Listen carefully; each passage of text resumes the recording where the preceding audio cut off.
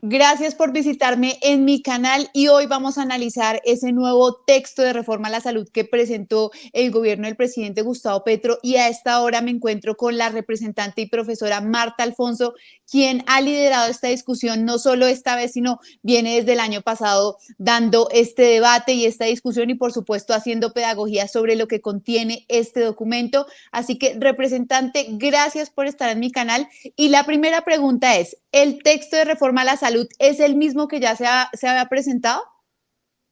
Muy buenos días, Paula, para ti, para toda tu audiencia. No, Paula, es un texto distinto, sí conserva la columna vertebral de lo que ha propuesto el gobierno nacional, porque si en eso se cediera, pues no habría necesidad de una reforma. Lo que se está cambiando es lo que creemos hace crisis dentro del sistema, no ha funcionado dentro del modelo durante 30 años, entonces se mantiene la rectoría y gobernanza del sistema de salud por parte del gobierno, por parte de lo público.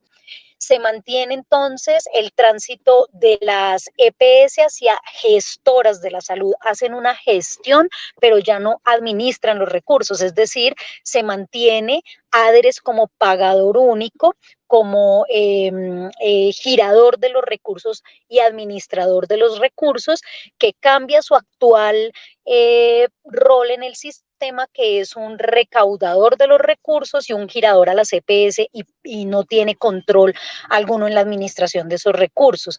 Se mantiene todo el tema de modelo de atención primaria como puerta de entrada al sistema de salud.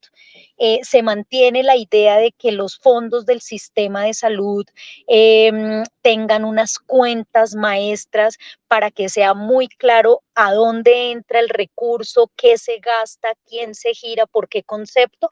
Hoy los recursos de ADRES entran a ADRES como a un fondo global, de ahí se reparte y eso hace muy difícil el manejo y el seguimiento al gasto del recurso en salud. De ahora en adelante vamos a tener una cuenta, si se aprueba la reforma, una cuenta de atención primaria que además obliga a que quienes reciben el recurso de atención primaria en efecto hagan no solamente atención en el primer nivel, sino también atención primaria en salud, que es promoción, educación, prevención, entre otros. Otra cuenta de fortalecimiento de la red pública hospitalaria, en donde se paga la alta y mediana complejidad, entre muchos otros servicios, y está supremamente especificado qué se paga por cada una de esas cuentas y qué se paga por eso que no está dentro de ninguna de esas cuentas. Yo creo que es un texto mucho más sencillo, mucho más concreto, que aclara varias cosas que fueron muy polémicas y ya lo hablaremos más adelante, y por tanto creo que es un texto muy enriquecido y que va a ser de más fácil trámite dentro del Congreso.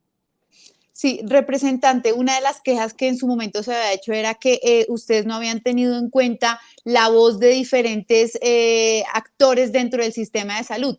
Esta vez, ¿ustedes con qué gremios hablaron o qué incluyeron dentro de esas conversaciones? Paula, te cuento que todo el proceso de concertación lo hizo el gobierno con las EPS de manera directa. Allí no tuvimos participación del ejecutivo, del legislativo, perdón, o no que yo sepa. Yo por lo menos no fui invitada a ninguno de estos espacios.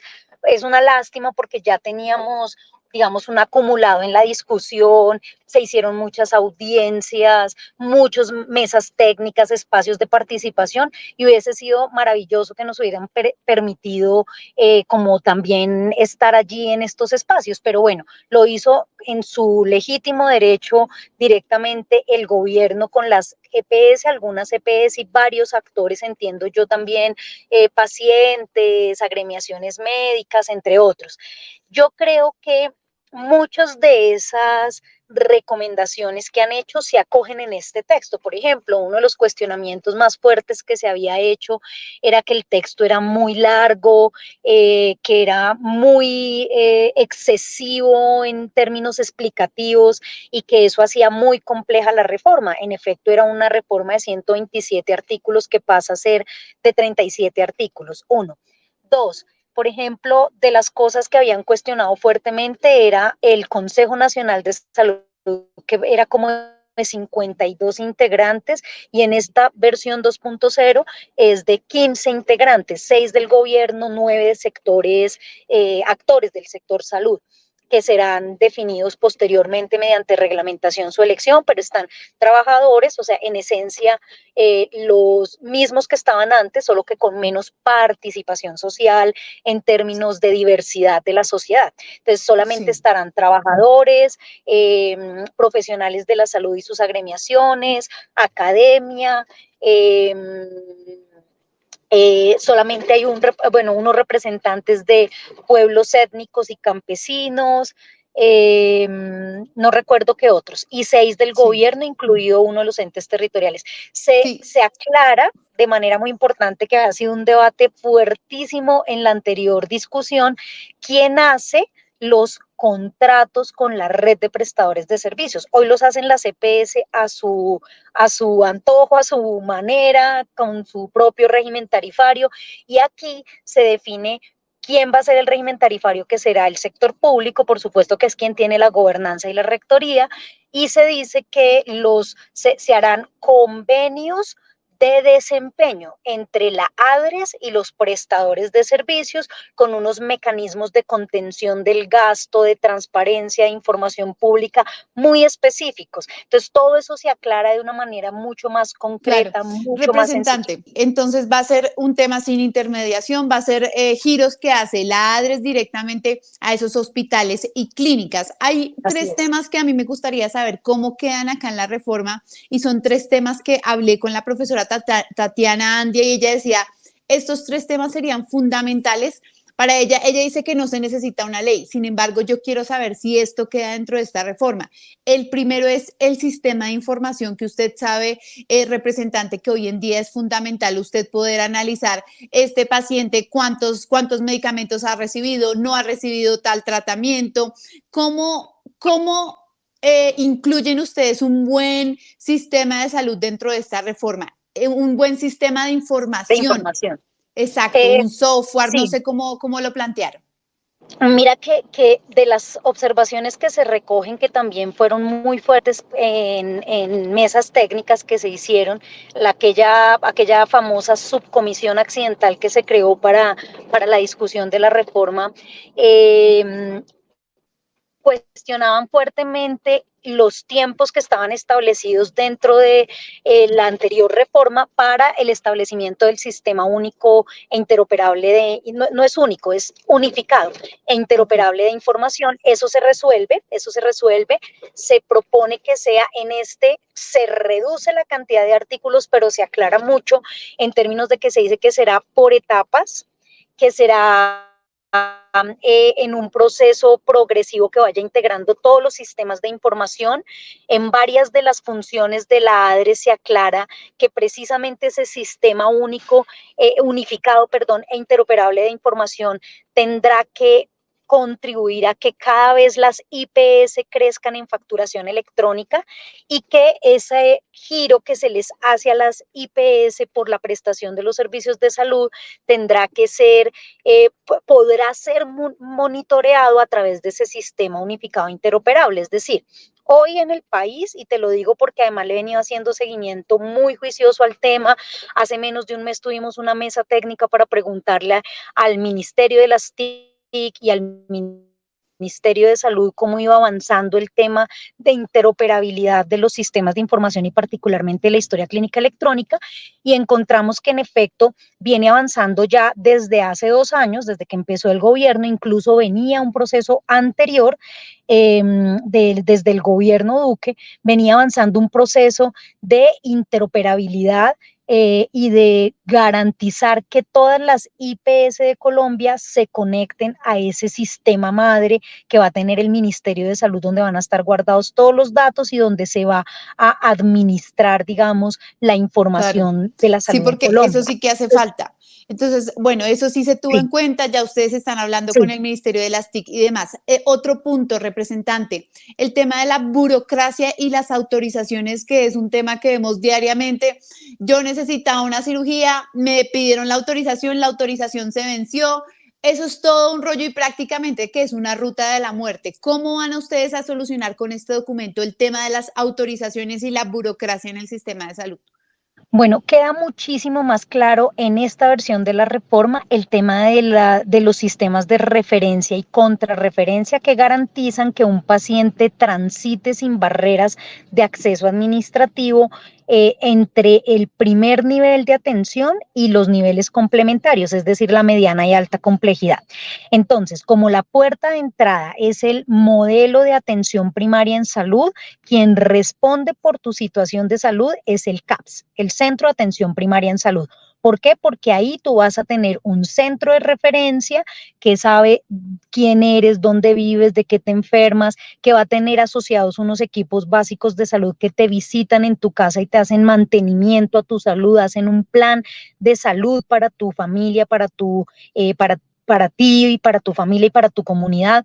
Y esa información entonces se cruza con el centro de atención primaria y se hace un proceso permanente de monitoreo y mantenimiento de tu salud. Eso es atención primaria en salud, ¿cierto? No es solamente que vayas a médico general básico, a odontología, sino que estés en el marco de un sistema preventivo que sabe de qué te enfermas, que trata de anticiparse a que te enfermes y que intenta por eso mismo. Entonces, representante, si digamos, yo soy una paciente oncológica, cómo sería ese tránsito dentro de mi sistema de salud? ¿Cómo sería? Muy, muy buena pregunta porque nos permite poner el ejemplo. Entonces, Exacto. eres Paula Bolívar, paciente oncológica. Entonces, el equipo básico de salud asociado a tu CAPS, que va a ser cerca de tu casa o de tu trabajo, debe ser así para que te puedan identificar, te puedan referenciar y contrarreferenciar. Entonces, ese CAPS te manda un equipo básico a tu casa. Como eres paciente oncológica, vas a tener visitas más periódicas que una persona que está bien de salud. A esa persona la van a visitar tal vez 1 o 2 veces al año, en cambio a ti seguramente te van a visitar cada mes. Ujú. Esa información entonces se refiere al centro primario, al centro de referencia primario, que es el CAPS, y el CAPS dice, ya tienes que hacerte tales exámenes, entonces te remite a una red de mayor complejidad porque el CAPS no lo va a poder hacer. Entonces, se referencia hacia el CAPS, hacia la mediana y alta complejidad, perdón, sin necesidad de autorizaciones. Se eliminan las autorizaciones porque tú estás transitando por la red de servicios en el marco de unos operadores, de unos prestadores de servicios que están ya conectados dentro de una red que se llama Red Integral e Integrada Territorial de Servicios de Salud. La gestora de salud y vida, o sea, lo que antes eran las EPS, va a cuidar tu tránsito dentro de esa red. Él es el que una vez saliste del CAP porque necesitas una atención de mayor complejidad, va a verificar que te asignen la cita, va a verificar que en efecto asistas, el centro de atención primaria y su equipo básico de salud luego te va a preguntar en la casa, venga, ¿qué le hicieron? ¿Qué exámenes le mandaron? Muéstreme los laboratorios, dejan eso registrado en una historia, en una ficha de caracterización que vas a tener, y eso va a permitir una contrarreferencia, referencia y contrarreferencia continua dentro de esa red de prestadores de servicios. Dentro de esa Es decir, representante, yo no voy a tener que ir con un documento, una autorización de un lado a otro, sino el sistema de por sí solo ya va a tener toda mi información y va a eliminar esas barreras que se han presentado durante mucho tiempo. Así es, y además tendrás un equipo básico que va a estar monitoreando ese flujo que tú tienes por la red de mayor complejidad. Además está la gestora de salud y vida que está responsabilizada de garantizar ese tránsito, ese acceso a los servicios, y además vas a tener el ente territorial, la Secretaría de Salud, que permanentemente va a estar monitoreando que la gestora de salud y vida, el centro de atención primaria y el equipo básico de salud estén cumpliendo sus funciones.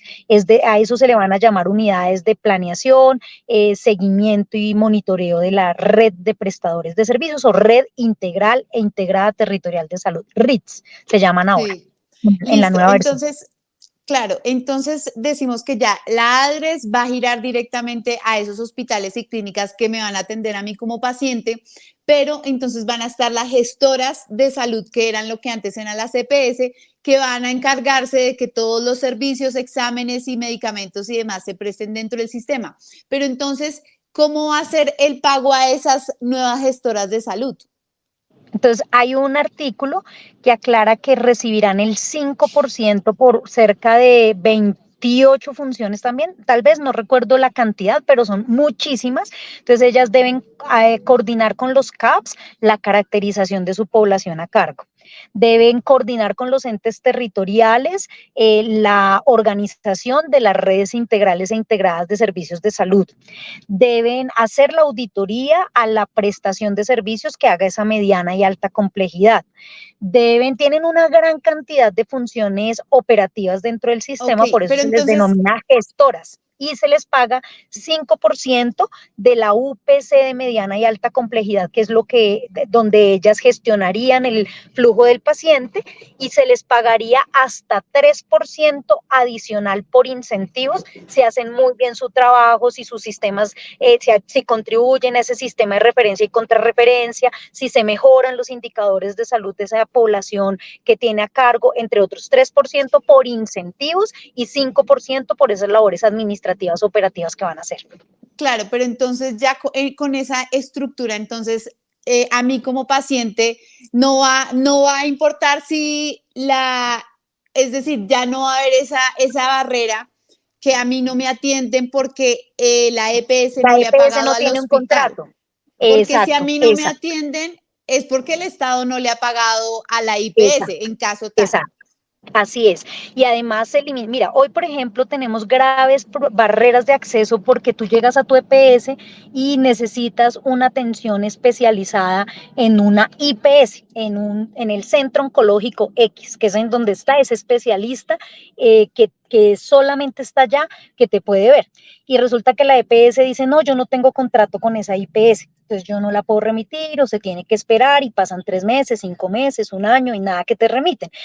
Hoy eso se acaba. ¿Por qué? Porque ya la EPS no contrata la red de prestadores de servicios, sí contribuye en organizarla, porque tienen la experiencia, durante todos estos años han caracterizado esa red de prestadores de servicios, conocen qué hay en un territorio, etcétera. Entonces van a contribuir en coordinación con el ente territorial a organizar esa red de prestadores de servicios, pero ya ahora es directamente el Estado quien hace el contrato, se llaman convenios de desempeño a través de la ADRES con esos prestadores de servicios, y a través de la ADRES se le gira la plata. ¿Qué hace la gestora ahí?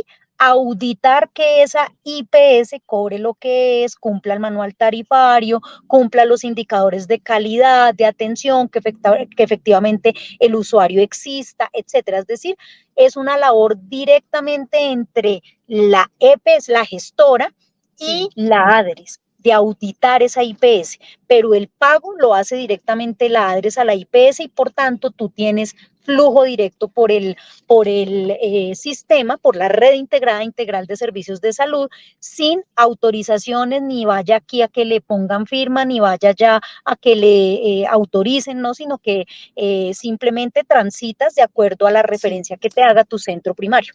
Representante, ¿y cómo queda el tema de la entrega de medicamentos? ¿Quién se va a encargar de auditar? ¿Quién va a entregar? ¿Existirán como hoy en día gestores farmacéuticos? ¿Cómo será ese proceso pues tan importante para el tema de prevención y tratamiento de enfermedades?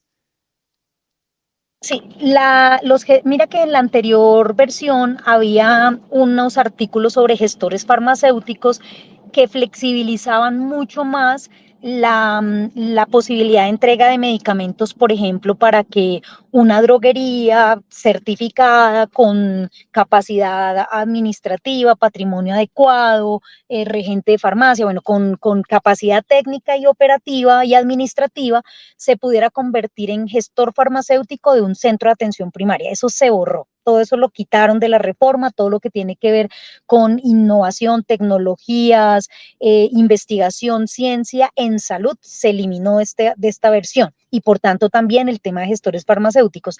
Así que seguirá funcionando de la siguiente manera. Los gestores farmacéuticos estarán adscritos a las redes integrales e integradas de servicios de salud, te suministran los medicamentos de acuerdo al sistema de referencia y contrarreferencia que tengan, a la población que tengan a cargo, y ADRES les paga de manera directa. Es decir, lo mismo, ya no van a depender de un contrato con una EPS, sino que se convertirán en proveedores de las redes integrales e integradas de servicios de salud. Habrá unos autorizados para tales redes y por tanto tú simplemente asistes a ese gestor farmacéutico a la entrega de tus medicamentos. Ellos Entonces, serán sí, sí, sí. parte de las redes integrales e integradas de servicios de salud. ¿Y estos medicamentos se entregarán en los CAPS o dónde, cómo sería ese despacho o dentro de los mismos gestores?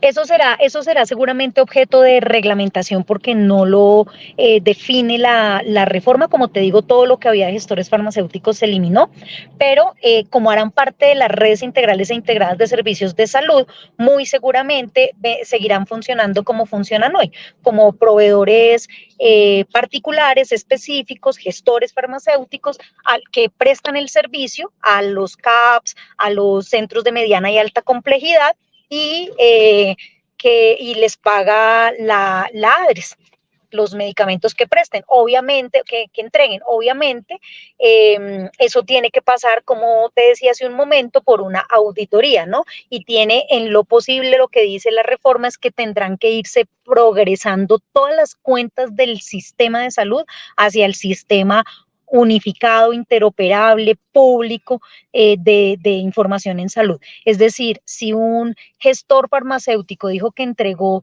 tal medicamento a un usuario, eso se puede hacerse la trazabilidad si en efecto se le entregó, y pues a partir de la auditoría que haga la gestora, se le transfiere o no el recurso si no hay glosas. Si no hay, además Sí. dice que todos los proveedores, tanto IPS como otros proveedores como los gestores farmacéuticos, recibirán el 85% del pago del servicio que prestaron, de la factura que le están haciendo a la ADRES, y entra a revisión y auditoría toda esa cuenta, y si en efecto se confirma que todo está bien, se le transfiere el otro 15%, máximo 90 días después. El 85% del servicio que prestó se le cancela máximo a 30 días y el otro 15% máximo 90 días después.